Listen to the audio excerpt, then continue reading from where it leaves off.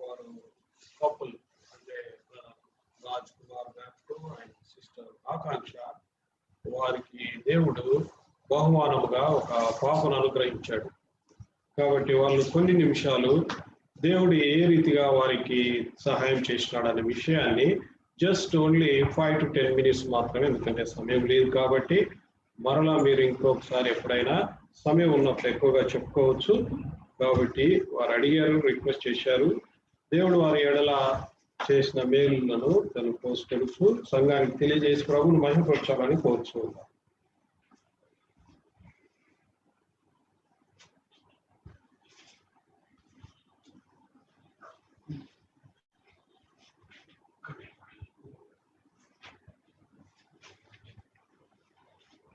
అందరికీ praise lord. మొదటిగా దేవుడు నాకు ఈ అవకాశం ఇచ్చినందుకు దేవాతి దేవుడికి నా నిండు వందనాలు తెలియజేసుకుంటున్నాను. తర్వాత మాకు ఈ అవకాశాన్ని సాక్ష్యం చెప్తాను అని చెప్పి మేము అడిగినప్పుడు అన్న మాకు ఈ అవకాశం ఇచ్చినందుకు అన్నకి వందనాలు తెలియజేసుకుంటున్నాను. ఫస్ట్ ఆఫ్ ఆల్ నా పేరు ఆకాంక్ష, నేను బ్యాప్కు రాజ్ కుమార్ వాళ్ళ వైఫ్ని. మాకు 2016 జూలై 28న మ్యారేజ్ అయింది. మా మ్యారేజ్ అయిపోయిన తర్వాత తను అప్పుడు ఇరాక్ లో జాబ్ చేస్తున్నారు. తర్వాత 13 days ఉండి తను వెళ్ళిపోయారు. వెళ్ళిపోయిన తర్వాత నేను మా అత్తయ్య వాళ్ళ ఇంట్లో 1.5 years అలాగే ఉన్నాను. తర్వాత మళ్ళీ వచ్చారు, మళ్ళీ ఇంకో 15 days ఉన్నారు, మళ్ళీ వెళ్ళిపోయారు. దాని తర్వాత బహ్రెయిన్ వచ్చాము. ఈ మాకు ఈ 3 years లో 2016 నుంచి నేను 2019 ఇక్కడికి వచ్చాను. ఈ 3 years లో చాలా అంటే చాలా మనస్పర్ధలు వచ్చినాయి మాకు. ఎంతగా అంటే ఇంకా కలిసి ఉండలేము, విడిపోతాము అన్నంతగా మేమిద్దరం ఆ సిచ్యువేషన్ లో ఉన్నాం. నాకు ఇక్కడ బహ్రెయిన్ రావడం అయితే అస్సలు ఇష్టం లేదు. అమ్మ వాళ్ళు చాలా ఫోర్స్ చేశారు ఇక్కడికి వెళ్ళమని చెప్పేసి. సరే ఒక్కసారి వెళ్ళు, అక్కడ ఎలా ఉంటుందో చూద్దాము అని అంటే నేను వెళ్ళను, అక్కడ ఎవరు తెలిసిన వాళ్ళు ఉన్నారు మనకి అని చెప్పినప్పుడు మా నాన్న రాజేష్ మావయ్య ఇక్కడ ఉన్నారు, మా మావయ్య రాజేష్ మావయ్య నెంబర్ ఇచ్చారు. రాజేష్ మావయ్య అప్పుడు నేను ఇండియాలో ఉన్నప్పుడు నాకు రోజు కాల్ చేసేవాళ్ళు. కాల్ చేసి 1 hour అలా మాట్లాడుతూ ఉండేవాళ్ళు. మాట్లాడి మీరు ఒకసారి రామ్మా ఇక్కడికి రా, మేము ప్రార్థన చేస్తాము, అన్ని సమస్యలు పోతాయి అని చెప్పేసి నన్ను ఎంతగానో ఆదరించారు. తర్వాత ఏమన్నా అయితే ఇక్కడ మావయ్య చూసుకుంటారులే అని చెప్పేసి అమ్మ వాళ్ళు ఫోర్స్ చేసినప్పుడు సరేలే అని చెప్పేసి నేను ఇక్కడికి వచ్చాను. వచ్చి ఫస్ట్ చూడగానే జుఫేర్ లో మాకు అకామిడేషన్ ఇచ్చారు. ఆ ఫ్లాట్ చూడగానే చాలా లగ్జరీగా ఉంది. అంటే అన్ని ఫర్నిచర్, అక్కడ ఏం పని చేయాల్సిన అవసరం లేదు. 2 bedroom ఫ్లాట్, చాలా మంచి ఫ్లాట్ అక్కడ ఇచ్చారు. అది ఇచ్చిన ఫస్ట్ చూసినప్పుడు ఇంత లగ్జరీగా ఉంది అని చెప్పేసి అనుకున్నాను. కానీ మాకు నెక్స్ట్ డే నుంచి నేను జూలై 9th ఇక్కడికి వచ్చాను. నన్ను రిసీవ్ చేసుకోవడానికి నేను ఎర్లీ మార్నింగ్ 3కి ల్యాండ్ అయ్యాను. నన్ను రిసీవ్ చేసుకోవడానికి అక్క అన్న వచ్చారు. అప్పుడు నేను ఇండియాలో ఉన్నప్పుడు రాజ్ కుమార్ పద్దాకల్లా మా హస్బెండ్ పద్దాకలా అక్క అన్న ఉండేవాళ్ళు. అక్క అన్నతో నేను ఉన్నాను అంటే నాకు అసలు అర్థమయ్యేది కాదు. అంటే మా ఇద్దరు మనస్పర్ధలు ఉండి వీడే అదేంటి రాజ్ కుమార్ ఏంటి పద్దాకలు అక్క అన్న అంటున్నారు, మా సమస్యలు వాళ్ళకేం తెలుసు, వాళ్ళు వెళ్తే ఏమైనా తీరుస్తారా ఏంటి అని అనుకునేదాన్ని. నేను అప్పుడు అసలు నేను పట్టించుకునేదాన్ని కూడా కాదు. అక్కతో మాట్లాడమని నాకు చెప్పినా కానీ నేను ఇండియాలో ఉన్నప్పుడు ఒక్కసారి కూడా నేను అక్కతో మాట్లాడలేదు. మావితోనే మాట్లాడుతూ ఉండేదాన్ని. సరేలే అని చెప్పేసి ఇక్కడికి వచ్చినప్పుడు మాకు నెక్స్ట్ డే నుంచి జూలై 9th నేను ఇక్కడికి వచ్చాను. జూలై 9th నుంచి జూలై 10th నుంచి మా ఇద్దరికి గొడవలే స్టార్ట్ అయినాయి మళ్ళీ. అంటే మధ్య ఆ డిస్టర్బెన్స్ అన్ని మళ్ళీ ఒకసారి గుర్తు తెచ్చుకుని మళ్ళీ అసలు అన్ని గొడవలతో చాలా అంటే చాలా డిస్టర్బెన్స్ గా ఉన్నాం. ఒకరోజు నేను మావయ్య పైన ఉండేవాళ్ళు. అప్పుడు మావయ్య దగ్గరికి వచ్చాను. నేను వెళ్ళిపోతాను మావయ్య, నేను ఉండలేను ఇంకా అని చెప్పేసి మావయ్య చెప్పాను. అప్పుడు అక్క ఇండియాలో ఉన్నారు, మళ్ళీ అమెరికా వెళ్ళారు. అప్పుడు నాకు అక్క వాళ్ళు అంత పరిచయం లేరు.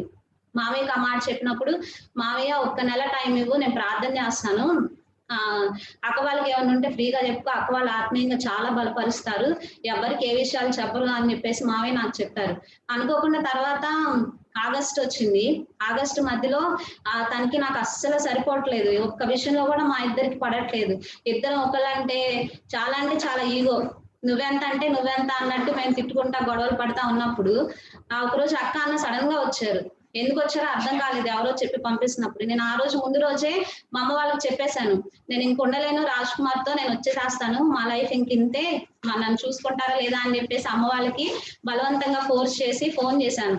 నేను వచ్చేస్తాను, మీరే నాకు టికెట్ బుక్ చేయండి, నేను అసలు ఉండలేను అని చెప్పినప్పుడు ఆ నెక్స్ట్ డే అక్క వాళ్ళు మా ఇంటికి వచ్చారు. అక్క వాళ్ళు మా ఇంటికి వచ్చి జుపేర్లో ఉన్నాం. అప్పుడు ఇక్కడికి వచ్చి మీకు ఏమన్నా సమస్య ఉంటే మీ ఫేస్ ఏంటో డల్ గా ఉంటుంది, ఆ సన్నిధిలో కూడా మీరు మందిరంలో కూడా హ్యాపీగా ఉండలేకపోతున్నారు, మీకు ఏమైనా సమస్య ఉంటే మాకు చెప్పండి అని చెప్పారు. ఫస్ట్ అడిగినప్పుడు నేనైతే అస్సలు చెప్పలేదు, అప్పుడు అక్క వాళ్ళకి అసలు ఏం చెప్పలేదు. తర్వాత మమ్మల్ని విడివిడిగా కూర్చోబెట్టి అక్క వాళ్ళు అడిగారు, అప్పుడు నేను అక్కకి అన్నీ చెప్పాను. అప్పుడు దాకా నా సమస్య చాలా పెద్దదంటే పెద్దది, ఎంత అంటే ఇంకా దీనికి విడిపోవటం ఒక్కటేనేమో మార్గం, అంటే ఇంకా డైవర్స్ తీసుకుందాంలే, ఇంకా వెళ్ళిపోదాంలే, ఇంకా మాకు సెట్ అవ్వదు అని చెప్పేసి నేను అలా అనుకుంటున్నాను. అలా అనుకుంటున్నప్పుడు నా సమస్య అక్క చెప్పినప్పుడు అక్క నాతో కొంచెంసేపు మాట్లాడారు. నాతో కొంచెంసేపు మాట్లాడినప్పుడు నాకు అనిపించింది, ఇది కూడా సమస్యనా, దీన్ని కూడా ఇలా ఆలోచించవచ్చా అని చెప్పేసి నేను ఆలోచించాను. తర్వాత మీరు ఇక్కడ దూరంగా ఉంటున్నారు, ఇక్కడ వద్దు మందిరం దగ్గరికి రండి అని చెప్పేసి అక్క వాళ్ళు మమ్మల్ని అడిగినప్పుడు నాకైతే అసలు అక్కడ నుంచి రావడానికి అసలు నాకు ఇంత కూడా బాధ లేదు. అంత వదిలిపెట్టి వచ్చినప్పుడు నా రాజ్కుమార్కి అయితే అసలు ఇష్టం లేదు, ఎందుకనంటే అక్కడ అకామిడేషన్ ఇచ్చారు, అన్ని ఫ్రీగా ఇచ్చారు, మాకు అలవెన్స్ కూడా ఏమి ఇవ్వరు, ఇక్కడికి వస్తే అన్ని ఎక్స్ట్రా ఖర్చులు, నేను రాను అని చెప్పేసి అన్నాడు. తర్వాత అక్కడికి వెళ్దాము, చర్చ్ దగ్గరికి వెళ్తే బాగుంటుంది, మన లైఫ్ సెట్ అయింది అని చెప్పేసి నేను అన్నప్పుడు నేను ఫోర్స్ చేయడం వల్ల తను ఇక్కడికి వచ్చారు. అప్పుడు మావయ్య పైన ఉండే వాళ్ళు, మేము మావయ్య పక్క రూమ్ లోకి వచ్చాము. తర్వాత ఇక్కడికి వచ్చినప్పుడు కూడా కొన్ని చిన్న చిన్న డిస్టర్బెన్స్, తనకేమో నేను జాబ్ చేయడం అంటే ఇష్టం, అలా ఖాళీగా ఉండటం అంటే తనకి ఇష్టం ఉండేది కాదు. చాలా అంటే చాలా సమస్యలు, ఎంత అంటే తిట్టుకునే వాళ్ళం, పద్దాకలు తిట్టుకుంటానే అరుచుకుంటానే ఉండేవాళ్ళం. ప్రతిసారి తిట్టుకున్నప్పుడల్లా కిందకు వచ్చేసే వాళ్ళం, అక్క వాళ్ళ దగ్గర కూర్చునే వాళ్ళం.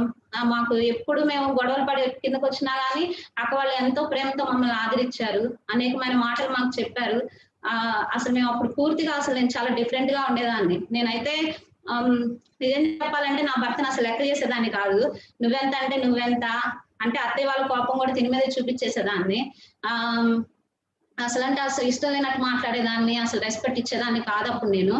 తర్వాత కొన్ని నేర్చుకున్న తర్వాత నేను ఇక్కడికి వచ్చిన తర్వాత సన్నిధిలో ఉన్నప్పుడు, ఆల్నైట్ ప్రేయర్ లో ఉన్నప్పుడు నాకు ఇక్కడ చాలా నేను ఇక్కడ ఆదరించబడ్డాను. నేను ఇంటి దగ్గర కూడా మా నాన్న చర్చ్ లో అన్నిట్లో పార్టిసిపేట్ చేస్తాడు. నేను కూడా సండే స్కూల్లో కానీ చిన్నప్పటి నుంచి, మేము లోదరన్ బ్యాక్గ్రౌండ్ నుంచి వచ్చాను, చిన్నప్పటి నుంచి మా చర్చ్ లో అన్నిట్లో నేను చాలా యాక్టివ్ గా ఉండేదాన్ని. అన్నిట్లో నేను చాలా యాక్టివ్ గా ఉండి అన్ని చెప్పేదాన్ని, కానీ నాకు రక్షణకి బాప్తిసానికి తేడా తెలీదు. అంటే నేను బాప్తిసం తీసుకుంటేనే అన్ని మానేయొచ్చు, లోకానుసారంగా అన్ని వదిలేయాలి అనుకునేదాన్ని. రక్షణ అంటే ఏంటో నాకు అంత ఐడియా లేదు. ఇక్కడికి వచ్చిన తర్వాత నేను అన్ని తెలుసుకున్నాను. మా మధ్యలో ఉన్న డిస్టర్బెన్స్ అన్ని అసలు దేవుడు ఎలా చేశాడు అని అంటే, అసలు నా జీవితం ఒక సైడ్ ఇలా ఉన్నది, ఇలా అయిపోయినట్టు అయిపోయింది. నిజంగా దేవుడు నిజంగా ఎంత మేలు చేశాడంటే నా జీవితంలో. మా సమస్యలన్నీ, ఒకప్పుడు అసలు మేము కలిసి ఉండటానికి కూడా వీలు లేదు, అసలు ఎందుకు ఈ లైఫ్ వేస్ట్ అనుకున్నాను నేను పైన ఉన్నప్పుడు కూడా. దేవుని మందిరం దగ్గరికి వచ్చాను, మందిరం దగ్గరలో ఉన్నప్పుడు నా కోసం మందిరంలో ఉన్న వాళ్ళు అనేక మంది ప్రార్థన చేశారు. మరి ముఖ్యంగా మావయ్యకి నేను చాలా థ్యాంక్స్ చెప్పాలి. ఎందుకనంటే ఫస్ట్ టైం నేను ఇండియాలో ఉన్నప్పుడు కూడా నాతో కాలేజ్ నుంచి ఇంటికి వస్తున్నప్పుడు 1 అవర్ అలా మాట్లాడుతూ ఉండేవాళ్ళు. తర్వాత అక్క వాళ్ళు చాలా అంటే చాలా, ఎంత అంటే ఇంకా నేను చెప్పలేను. ఒక ఆత్మీయ తల్లిదండ్రులుగా ఉండి మమ్మల్ని ఎంతగా బలపరిచారు అని అంటే నిజంగా చాలా బలపరిచారు. అక్క అయితే నాకు నిజంగా క్రీస్తు ప్రేమ ఎలా ఉండేదో నాకైతే తెలియదు, కానీ నిజంగా అక్క అయితే నాకు అలా చూపించారు. తర్వాత నేను డిసెంబర్ వచ్చిన తర్వాత బాప్తిసం తీసుకోవాలని డిసైడ్ అవ్వలేదు. ఆ రోజు కూడా జాన్ విక్టర్ అన్న వచ్చారు. జాన్ విక్టర్ అన్న వస్తే ఆ రోజు కూడా నేను బాప్తిసం తీసుకుందామని అనుకోలేదు.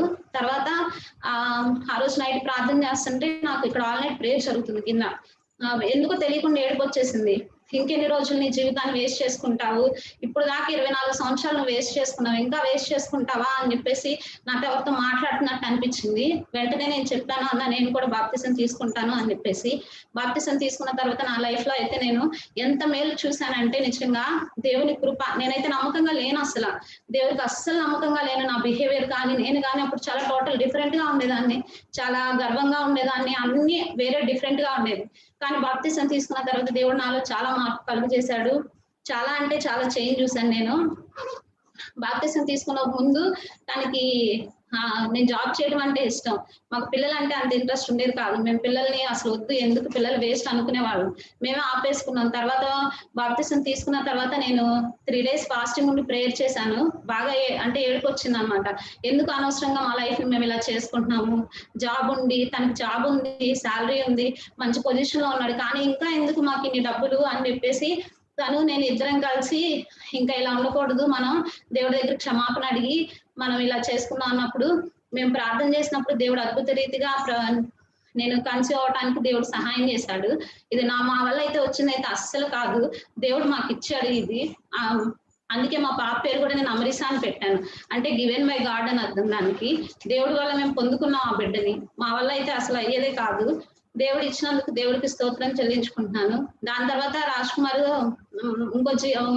మా జీవితంలో ఎలా జరిగిందంటే, నేను February 25th నేను కన్సీవ్ అయ్యానని తెలిసింది. తను February 28th ఇక్కడ నుంచి బయలుదేరి అమెరికా వెళ్ళాడు హగ్గై మినిస్ట్రీస్ కోసం. తర్వాత అక్కడ నుంచి వచ్చినప్పుడు నేను 1 month ఇక్కడే ఉన్నాను. 1 month ఇక్కడే ఉన్నప్పుడు నేను ప్రెగ్నెంట్ టైంలో అప్పుడు నాకు అసలు బాగుండేది కాదు. ఆ టైంలో నాకు బ్యూలాక్క చాలా హెల్ప్ చేశారు, సుకన్యక్క మరి ముఖ్యంగా చెప్పాలంటే సుకన్యక్క నన్ను చూసుకునే విషయంలో కూడా 1 month చాలా అంటే చాలా నాకు టిఫిన్స్ కానీ అన్ని కానీ చాలా హెల్ప్ చేశారు. తర్వాత నా భర్త వచ్చినప్పుడు కొన్ని ఇక్కడ డిస్టర్బెన్స్ జరిగినాయి, చాలా మనస్పర్ధలు వచ్చినాయి. అయినా కానీ తర్వాత దేవుడు నన్ను ఎంతో అద్భుత రీతిగా అందరి నుంచి మమ్మల్ని కాపాడాడు. తర్వాత నేను ఇంటికి నాకు ఇక్కడ ఉండటం అంటే అసలు ఇష్టం లేదు. నేను మా అమ్మ దగ్గరికి వెళ్తానని చెప్పేసి చాలా మా రాజ్ కుమార్ని అడిగినప్పుడు రాజ్ కుమార్ కూడా చెప్పారనమాట, నేను పంపిస్తానని చెప్పాడు. కానీ నా ముందే డబ్బులు కూడా కట్టాడు టికెట్ కి, కానీ డబ్బులు మళ్ళీ వెంటనే రిటర్న్ తీసుకున్నాడంట. ఆ విషయం నాకు తెలియదు. నేను అనుకున్నాను ఇంకా 2 రోజుల్లో ఫ్లైట్ ఉంది కదా ఇంకెళ్ళిపోతానులే అని చెప్పేసి అన్ని ప్యాకింగ్ చేసుకోవడం స్టార్ట్ చేశాను. కానీ ఆ డబ్బులు రిటర్న్ తీసుకున్నాడన్న విషయం నాకు తెలియదు. నాకైతే చాలా అంటే చాలా కోపం వచ్చింది, చాలా అంటే చాలా బాధ వచ్చింది. ఎంత ఇష్టానుసారంగా తిట్టాను అంటే దేవుడు నాకు క్షమిస్తాడో లేదో తెలియదు, కానీ రాజ్ కుమార్ని అయితే నేను నిజంగా కొట్టడం ఒకటే తక్కువైంది. అంత చాలా అంటే చాలా ఇష్టానుసారంగా మాట్లాడి, నువ్వు అనవసరంగా నన్ను ఇక్కడ ఉంచావు, అసలు నువ్వు ఎందుకు ఇలా చేసావు అని చెప్పేసి చాలా అంటే చాలా తిట్టాను. తర్వాత ఎలాగోలా అడ్జస్ట్ అయ్యి అక్క చెప్పారు నార్మల్ డెలివరీ అయింది, ఇక్కడ ఉంటే అందరూ హెల్ప్ చేస్తారు, నో ప్రాబ్లం, మేము ఉన్నాం అని ధైర్యం చెప్పారు. ఇక్కడ ఉండండి అని చెప్పారు. మామయ్య వాళ్ళ ఇంటికి వెళ్ళినప్పుడు కూడా మామయ్య మేము అందరూ ఉన్నాం, నేను చూసుకుంటామని చెప్పారు వాళ్ళు కూడా. ఆ తర్వాత నార్మల్ డెలివరీ అయింది, అన్ని నువ్వే చేసుకోవచ్చు, దేవుడు నీకు హెల్ప్ చేస్తాడని చెప్పినప్పుడు నేను కూడా సరేలే అని చెప్పేసి ఎలాగోలా అడ్జస్ట్ అయ్యాం. 7th month లో అయితే జూన్ జూలైలో అనుకుంటా మా ఇద్దరికి మళ్ళీ గొడవలు అవుతా ఉండేవి. నువ్వెందుకు పంపించలేదు అని సెట్ అవడానికి చాలా టైం పట్టింది. తర్వాత ఎలాగోలా అడ్జస్ట్ అయ్యాను.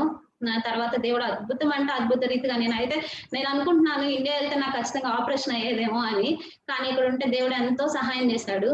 నార్మల్ డెలివరీ కూడా నేను 10th month వచ్చేసి 12 days అయింది, October 2020కి. ఆ 12 days అయినప్పుడు కూడా ఎంత ఎనర్జెటిక్ గా ఉన్నానంటే నా పని నేనే చేసుకుని రాజ్ కుమార్ కూడా అన్ని చేసి పెడతా, అన్ని పనులు నేనే చేసుకునేదాన్ని. ఆ రోజు సోమవారము కింద సిస్టర్స్ మీటింగ్ జరుగుతుంది.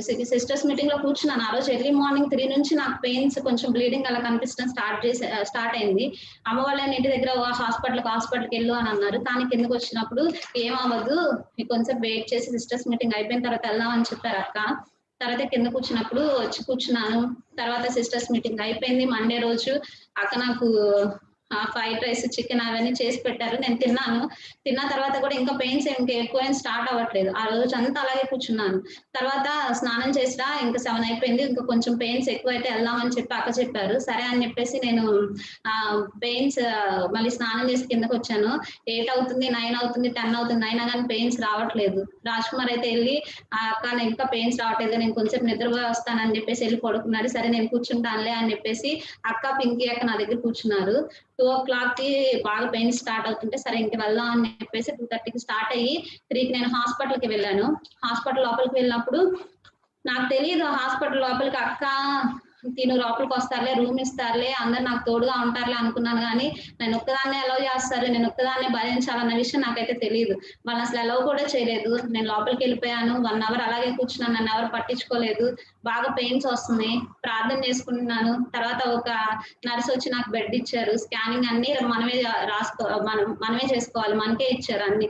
స్కానింగ్ తిరిగాను, అన్ని చేసుకున్నాను. అప్పుడు కూడా అసలు నాకు నేను ఒంటరిగా ఉంటున్నానన్న ఫీలింగ్ అసలు నాకైతే లేదు. నా పక్కన ఎవరో ఉన్నారు, దేవుడు నాకు సహాయం చేస్తున్నాడు, దేవుడు నాతోనే ఉన్నాడన్న ఫీలింగ్ ఉంది. బయట అక్క వాళ్ళు నా కోసం ప్రార్థన చేస్తా అంతే కూర్చున్నారు. అప్పటి నుంచి స్టార్ట్ అయిన పెయిన్స్. 8:45కి నన్ను పైకి షిఫ్ట్ చేశారు. ఆ పైకి షిఫ్ట్ చేసినప్పుడు 12 వరకు బాగానే ఉంది. 12 నుంచి 3కి బాగా పెయిన్స్ ఎక్కువైనాయి. 3 నుంచి 6 వరకు అయితే అసలు నేను అనుకున్నాను, దేవుడా ఇంకా నాకు ఇది వద్దు, నా పక్కన ఇంకెవ్వరు లేరు, నా అనుకున్న వాళ్ళు అయితే నాకు ఎవ్వరు లేరు, చూడటానికి నా భర్త కూడా నాతో పాటు లేడు, నాకు అసలు ఆ పెయిన్స్ ఎలా ఉన్నాయంటే నన్ను చంపేసేసాయి, ఇంకా నేను చచ్చిపోతే బాగుండు అని అనుకున్నాను. అంత పెయిన్స్ లో నుంచి దేవుడు నన్ను ఎంతగానో, అంటే దేవుడు కృప, దేవుడు నేను ప్రేయర్ చేసుకున్నాను, నీ కృప నాకు తోడుంటే చాలు, ఇంకేది అవసరం లేదని నేను ప్రేయర్ చేసుకున్నప్పుడు దేవుడు నా కృప అద్భుతంగా నా పట్ల చూపించాడు. ఎంత అంటే నిజంగా ఆ పెయిన్స్ భరించడం అంటే కనీసం నేను ఏమి చేయలేదు, నా కళ్ళలో నుంచి నీళ్ళు ఒకటే వచ్చేస్తుంది. ఎవ్వరు తోడు లేరు, అయ్యా అమ్మ వాళ్ళు కూడా ఇక్కడ ఎవ్వరు లేరు, నువ్వు ఇక్కడే తోడున్నావు అని చెప్పేసి నేను ప్రేయర్ చేసుకున్నాను. దేవుడు నాకు ఎంతో అద్భుత రీతిగా చాలా అంటే చాలా హెల్ప్ చేశారు. పాప 7:41 పుట్టింది, అక్క బయట ఉండి ప్రేయర్ చేశారు, ఇంకా బిడ్డ అంతా చాలా పెయిన్స్ భరిస్తున్నారు, 7:30 కల్లా డెలివరీ అయితే బాగుండు అని చెప్పేసి ప్రేయర్ చేసినప్పుడు కరెక్ట్ గా 7:41కి పాప పుట్టింది. పాప పుట్టిన తర్వాత నిజంగా అంటే ఎంత పెయిన్స్ నేను భరించానంటే ఒక్క పెయిన్ కూడా నాకు లేదు. పాపను చూసుకున్న తర్వాత నేను హ్యాపీగా నిద్రపోయాను. ఈ విషయంలో మాత్రం నేను చాలా అంటే చాలా థ్యాంక్స్ చెప్పాలి. మావయ్య వాళ్ళు నన్ను బాగా చూసారు, మరి ముఖ్యంగా అక్క అసలు ఆ రోజు 2:00 నుంచి నేను డెలివరీ అయిపోయిన తర్వాత నన్ను రూమ్ షిఫ్ట్ చేయడానికి 1 అయింది. 1 అవుతున్నప్పుడు కూడా బయటే కూర్చుని నా కోసం ఎంతగానో వెయిట్ చేశారు. నేనంటే ఇష్టం అని నేను చెప్పను కానీ క్రీస్తు ప్రేమను మా పట్ల అలా చూపించారు. అక్క నిజంగా అంటే నిజంగా థ్యాంక్స్ అక్క, ఎంతగానో మాకు హెల్ప్ చేశారు. నిజంగా నా జీవితం ఎలా ఉంది అని అంటే నేనైతే అసలు ఈ పొజిషన్ లో ఉంటానని, ఇలా తగ్గించుకుని ఉంటానని నాకైతే అస్సలు తెలియదు. దేవుడు నాకు అద్భుత రీతిగా సహాయం చేశాడు. ఎలా అంటే దేవుడి కృప అంతే నా పట్ల, పుట్టే పట్ల కానీ నా హెల్త్ పట్ల కానీ. నేను ఒక్క టాబ్లెట్ కూడా వేసుకోలేదు 3rd మంత్ నుంచి. కాల్షియం ఐరన్ టాబ్లెట్, నాకు టాబ్లెట్స్ అంటే అస్సలు పడదు. ఒక్క టాబ్లెట్ కూడా నేను వేసుకోలేదు. ఒక్క టాబ్లెట్ నాకు లేకుండా, అన్నిటికీ లేకుండా దేవుడు ఎంత ప్రేమ చూపించాడంటే నిజంగా నా జీవితంలో దేవుడు ఒక్కడే నాకు సహాయం చేసింది. ఎంత సహాయం చేశాడంటే నేను వర్ణించలేను దేవుడి ప్రేమ. నా జీవితాంతం దేవుడికి నేను రుణపడి ఉంటానని నేను ప్రార్థన చేసుకుంటున్నాను. మీరు కూడా మా ఫ్యామిలీ కోసం ప్రార్థన చేయండి. మేము బలహీనులమే, మాలో చాలా లోపాలు ఉన్నాయి, కానీ దేవుడు మా బలహీనత అన్నిటిని బలపరిచి మాలో అన్నిటినీ సరిచేసి దేవుడు ఎంతగానో మాకు సహాయం చేస్తున్నాడు. ఇంకా మేము ఇక్కడే చర్చి దగ్గరకు వచ్చి ఎంత మేలు పొందాము అని అంటే మా ఇద్దరు లైఫ్ ని, నా లైఫ్ ని ఎగ్జాంపుల్ గా తీసుకోవచ్చు. మందిరంలోకి వచ్చి నేను మేలు పొందటం కానీ, మందిరంలో ప్రార్థన వల్ల, కేవలం చర్చ్ ప్రేయర్స్ వల్లే నేను ఇలా ఉన్నాను. మందిరం దగ్గరకు వచ్చి ఎంత అంటే నా జీవితం మొత్తం ఎగ్జాంపులే. ఈ 1 ఇయర్ నేను ఇక్కడికి రావటం వల్ల, నేను పైకి వచ్చి 1 ఇయర్ అయింది, ఎంతో అద్భుతంగా సహాయం చేశారు దేవుడు. నిజంగా మందిరంలో ఉన్న మేలు నేను ఎంతగానో అనుభవించాను. అక్క అన్నకి ముఖ్యంగా థ్యాంక్స్ చెప్పాలి. చాలా అంటే చాలా మా కోసం ఆత్మీయంగా ఎన్నోసార్లు మేము 1 గంటకు కూడా, నేను 12:00, 1:00 కూడా ఇక్కడ మా కోసం కూర్చున్న రోజులు ఉన్నాయి వాళ్ళు. నిజంగా చాలా థ్యాంక్స్ అక్క. నేను అసలు ఇక్కడికి రావడానికి మెయిన్ ఉద్దేశం మా మామయ్య ఉన్నాడని, మా మామయ్య ఉంటే చూసుకుంటారులే అని చెప్పేసి ఇక్కడికి వచ్చాను. వాళ్ళు కూడా సుకన్యక్క కానీ మామయ్య కానీ నాకు ఎంతగానో హెల్ప్ చేశారు. వాళ్ళకు కూడా చాలా థ్యాంక్స్ చెప్తున్నాను. మా కోసం ప్రార్థన చేయండి. మా వల్ల కానీ, నా వల్ల కానీ, నా భర్త వల్ల కానీ, మా బిహేవియర్ వల్ల కానీ చాలా మంది హర్ట్ అయ్యారు. మాకు తెలియదు, మా వల్ల తెలిసి చేసినా తెలియక చేసినా కానీ మా వల్ల ఎవరైనా హర్ట్ అయితే మమ్మల్ని క్షమించండి. నా కోసం, నా భర్త కోసం, నా బిడ్డ కోసం ప్రార్థన చేయండి. ఇంకా మేము ఆత్మీయంగా ఎదగాలని చెప్పేసి, ఇంకా మేము బలపడాలి, ఇంకా చాలా చిన్న స్టేజ్ లోనే ఉన్నాము, ఇంకా ఎక్కువ బలపడాలని చెప్పేసి ప్రార్థన చేయమని, ఈ చిన్న సాక్ష్యాన్ని దీవించమని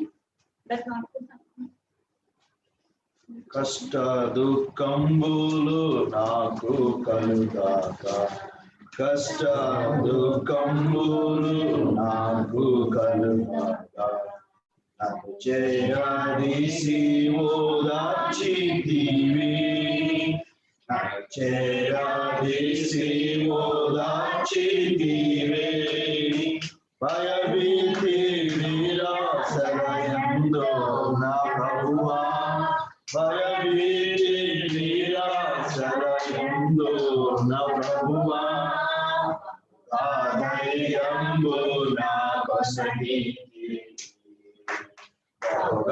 ధైర్యంబు నా కొసగితి, ప్రభువా ప్రతిశ్రేష్ఠ